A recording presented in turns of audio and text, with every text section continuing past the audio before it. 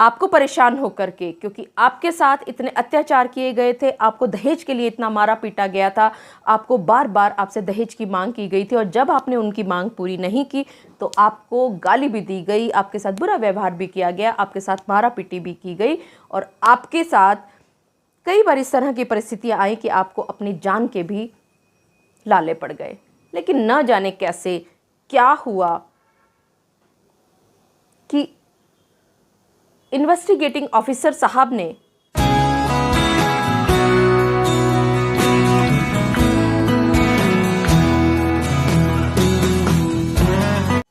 मेरी एक सब्सक्राइबर ने मुझसे सवाल पूछा है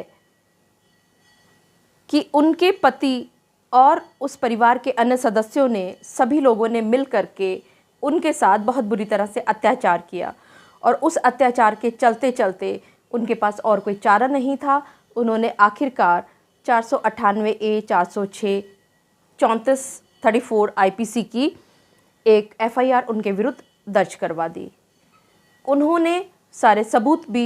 इन्वेस्टिगेशन के दौरान IO साहब को दिए, लेकिन फिर भी उस इन्वेस्टिगेटिंग ऑफिसर ने कोर्ट के अंदर चार्जशीट दायर करने की बजाय क्लोजर रिपोर्ट तैयार कर ली। तो क्या ऐसी स्थिति में उनके पास कोई उपाय है, क्या उनके पास कोई चारा है कि वो उक्त पुलिस ऑफिसर के जांच के खिलाफ किसी तरह की कोई पेटिशन, कोई एप्लीकेशन, कोई केस कोर्ट में दायर कर सके और अपनी सच्चाई मजिस्ट्रेट साहब को बता पाए? जी हाँ, आप सभी ने बिल्कुल ठीक समझा। आज के इस वीडियो में मैं इसी बिंदु पर आपसे विस्तार से चर्चा करने वाली हूँ। मैं एडवोकेट मोहिनी मोना आप सभी का पुनः स्वागत करती हूँ और आप सभी देख रहे हैं अपना पसंदीदा चैनल मोहिनी मोना एडवोकेट। अगर आपने मेरे इस चैनल को अभी तक सब्सक्राइब ना किया हो या आप मेरे इस चैनल के लिए नए हैं तो इसको जल्दी से जल्दी सब्सक्राइब कर दीजिएगा ताकि आपको इसी तरह के लीगल इन्फॉर्मेटिव वीडियोज़ की नोटिफिकेशन सबसे पहले मिल सके। अब देखिए, आप महिला हैं, आप शादी करके बहुत ही अरमानों के साथ आपने ससुराल में प्रवेश किया,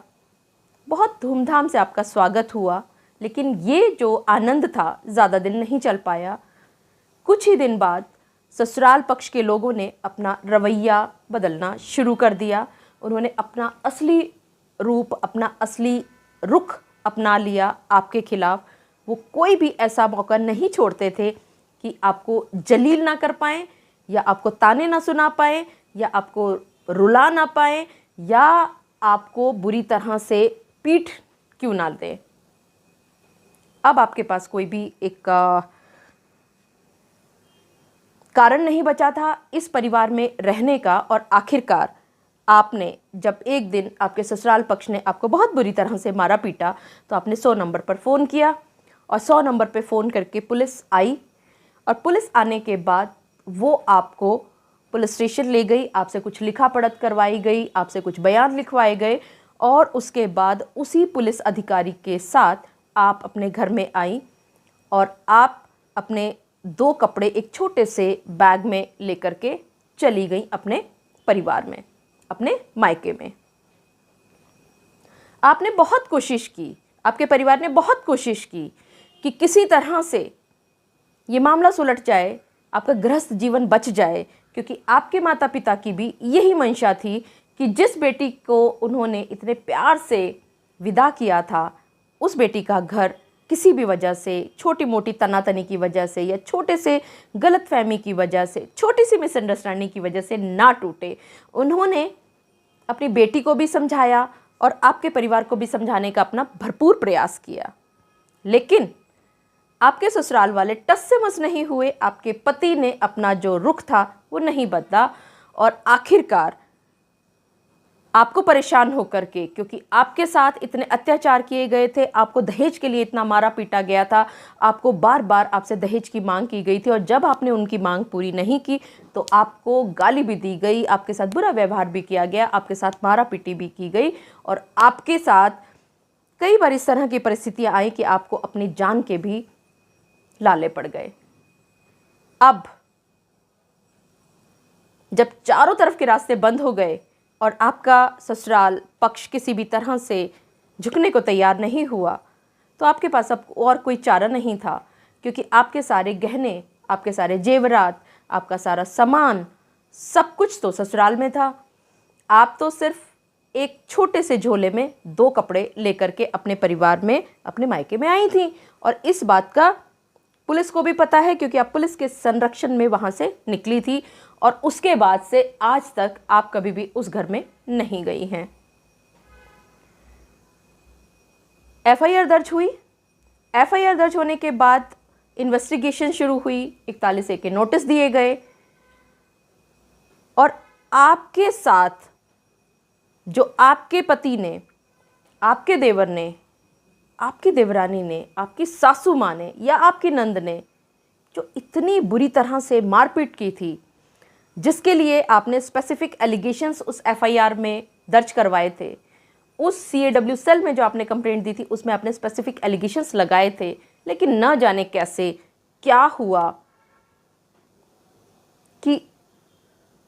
इन्वेस्टिगेटिंग ऑफिसर साहब ने कुछ नहीं पाया उस एफआईआर में, और उन्होंने एक डिस्क्लोजर पिटीशन फाइल करने का अपना मन बना लिया। कहाँ तो आप ये सोच रही थी कि वो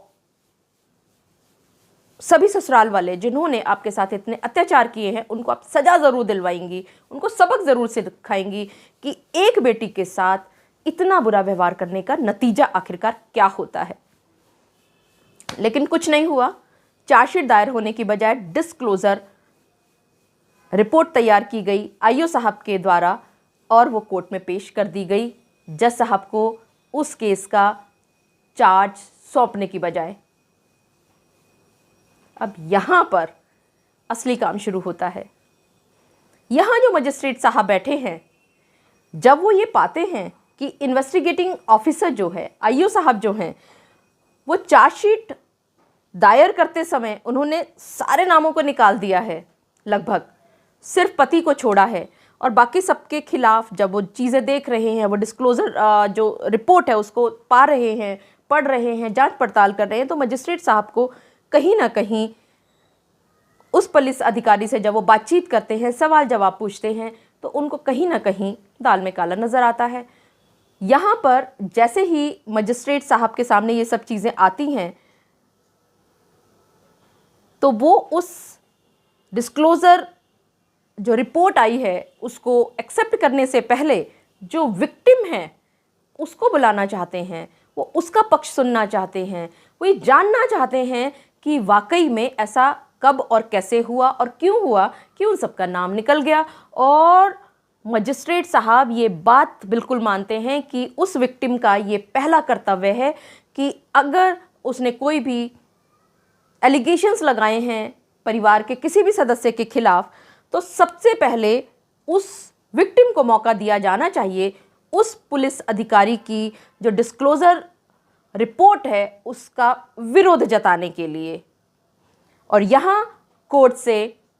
समन्स भेजे जाते हैं विक्टिम को कि बिना विक्टिम को सुने जज साहब कह दिया करते हैं कि मैं आपके डिस्क्लोजर जो आपकी रिपोर्ट है उस पर कोई भी टिप्पणी नहीं करूँगा, पहले मैं पीड़िता को सुनना चाहूँगा। आखिरकार पीड़िता आती हैं, जब पीड़िता के पास वो सम्मन्स आते हैं तो सम्मन्स आते ही जैसे ही वो किसी भी अपने वकील साहब से बातचीत करती हैं, तो बातचीत करते ही जो उनके वकील साहब हैं वो उनको प्रोटेस्ट पिटीशन फाइल करने की सलाह दिया करते हैं। ये प्रोटेस्ट पिटीशन आखिरकार है क्या? प्रोटेस्ट पिटीशन का अगर हम सीधा सा साधारण शब्दों में अर्थ समझें तो इसका अर्थ ये हुआ कि वो पीड़िता जिसने एक कंप्लेंट की थी, कुछ एलिगेशंस लांछन लगाए थे कुछ व्यक्तियों के खिलाफ, और जांच अधिकारी ने उसमें चार्जशीट फाइल करने की बजाय कोर्ट में डिस्क्लोजर रिपोर्ट तैयार करके पेश की, और इसी डिस्क्लोजर रिपोर्ट पर विरोध जताने के लिए ही विक्टिम के द्वारा, शिकायतकर्ता के द्वारा, पीड़िता के द्वारा, प्रोसिक्यूटरिस्ट के द्वारा प्रोटेस्ट पिटीशन फाइल की जाती है अपना विरोध जताने के लिए उस पुलिस अधिकारी की डिस्क्लोजर रिपोर्ट के खिलाफ। इस प्रोटेस्ट पिटीशन के कोर्ट में पहुंचने के बाद जज साहब की क्या पावर होती है, वो किस तरह से इस प्रोटेस्ट पिटीशन पर अपना व्यू दिया करते हैं, इसके लिए मैं आप सभी के साथ अगले वीडियो में विस्तार से चर्चा करूंगी। मुझे पूरा विश्वास है कि आप सभी को मेरे आज के इस वीडियो के माध्यम से भली भांति पता चल गया होगा कि अगर कोई पीड़िता अपना केस मजबूत करने के लिए सारे सबूत भी पेश कर देती है, लेकिन उसके बाद भी पुलिस अधिकारी जांच के नाम पर, इन्वेस्टिगेशन के नाम पर सभी व्यक्तियों का नाम निकाल दे और कोर्ट के अंदर अगर वो अपना डिस्क्लोजर रिपोर्ट फाइल करे, तो उस पीड़िता के पास ये मौका होता है, उस पीड़िता के पास ये अधिकार होता है कि वो उस डिस्क्लोजर रिपोर्ट के खिलाफ अपना विरोध प्रकट करे प्रोटेस्ट पिटीशन के द्वारा। मुझे पूरा विश्वास है कि आप सभी को मेरा आज का वीडियो भी बहुत अच्छा लगा होगा। अगर आपको मेरा आज का वीडियो भी अच्छा लगा तो इसको लाइक, शेयर और कमेंट करना ना भूलिएगा। और हाँ, अगर आप मेरे चैनल के लिए नए हैं तो इसको जल्दी से जल्दी सब्सक्राइब कर दीजिएगा, ताकि आपको इसी तरह के लीगल इन्फॉर्मेटिव वीडियोस की नोटिफिकेशन सबसे पहले मिल सके। अपना और अपने परिवार का बहुत अच्छी तरह से ध्यान रखिएगा। Thank you, take care, bye bye.